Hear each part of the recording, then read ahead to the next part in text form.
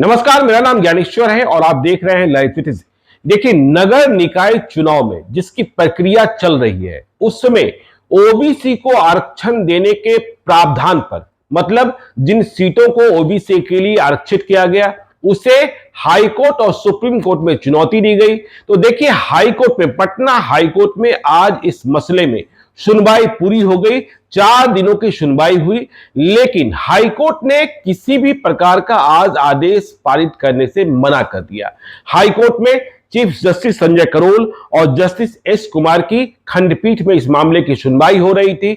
Supreme court के lawyer senior advocate विकास सिंह आए थे बिहार सरकार की ओर से अपनी दलील पेश करने। तो हाईकोर्ट ने कहा सुनवाई पूरी, आदेश रिजर्व। और आदेश रिजर्व कहा यह जा रहा है कि एक पखवाड़े के भीतर फैसला सुनाया जाएगा। तो देखिए, ऐसे में यह लग रहा है जब हाईकोर्ट ने चुनाव की प्रक्रिया को रोके जाने की मांग को आज खारिज कर दिया, या यूं कहें कि चुनाव नहीं रोका, तो हाईकोर्ट में कल 30 सितंबर से दुर्गा पूजा की छुट्टियां हो रही हैं। इसके बाद हाईकोर्ट खुलेगा 10 अक्टूबर को और बिहार में 2 चरणों में होने वाले नगर निकाय चुनाव का पहला चरण 10 अक्टूबर को ही संपन्न होना है। तो ऐसे में इस बात की संभावना लोग देखने लगे हैं कि चुनाव जो फार्मूला तय किया हुआ है और जो सीटें आरक्षित की गई हैं ओबीसी के लिए, उसी आधार पर संपन्न हो सकता है, सिवाय इसके कि इस बीच हाईकोर्ट कोई आदेश जारी न कर दे। तो देखिए, पटना हाईकोर्ट में बड़ी लंबी बहस चली। आपको इसके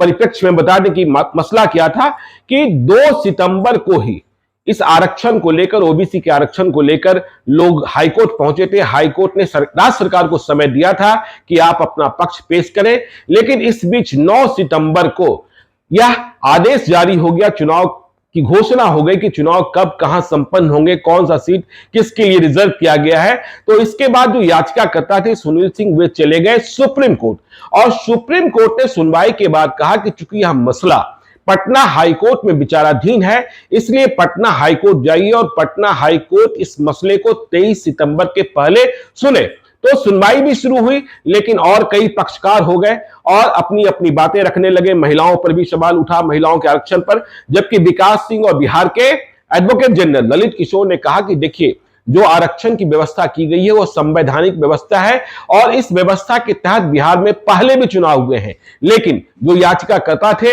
वे कह रहे थे, सुप्रीम कोर्ट के निर्देशों का हवाला दे रहे थे, सुप्रीम कोर्ट के आदेश का हवाला दे रहे थे, लेकिन बिहार सरकार की ओर से दलील रखने वाले कह रहे थे कि वे आदेश बिहार में लागू नहीं होते हैं। तो यह बहस बड़ी लंबी चली है और घंटों घंटों बहस हुई है। तो यह देखिए, आज सुनवाई पूरी हुई है, लेकिन चुनाव रोकने की मांग ठुकरा दी गई है। अब जब चुनाव रोकने की मांग ठुकराई गई है, फैसला कब आएगा नहीं आएगा पता नहीं। ऐसे में जो चुनाव लड़ रहे उम्मीदवार हैं, चाहे वो मेयर के हों, चाहे डिप्टी मेयर के हों, या नगर परिषद के हों, नगर पंचायत के हों, उनकी एक्टिविटी बढ़ेगी, क्योंकि अब चुनाव का समय करीब आ गया है। आज पटना नगर निगम के चुनाव में भी जो नामांकन वापसी की तारीख थी वो खत्म हो चुकी है। पटना में आपको मालूम है, ऐसा लग रहा था कि सीता साहू और उनकी बहू श्वेता आमने सामने कहीं ना हो जाए, लेकिन यह होना नहीं था। आज श्वेता ने अपना नामांकन वापस ले लिया। पटना नगर निगम के लिए 5-6 उम्मीदवार बहुत तगड़े से चुनाव लड़ रहे हैं, सभी महिलाएं हैं। तो देखते रहिए, आपको नगर निकाय चुनाव की हर खबर सबसे पहले अपडेट करेगा लाइव सिटीज। और यदि अब तक आपने हमारे यूट्यूब चैनल लाइव सिटीज को सब्सक्राइब नहीं किया है तो जरूर कर लीजिएगा। और यदि इस वीडियो को आप फेसबुक पेज के माध्यम से देखें तो पेज को लाइक कीजिएगा, ट्विटर पर भी हमें फॉलो कीजिए। धन्यवाद।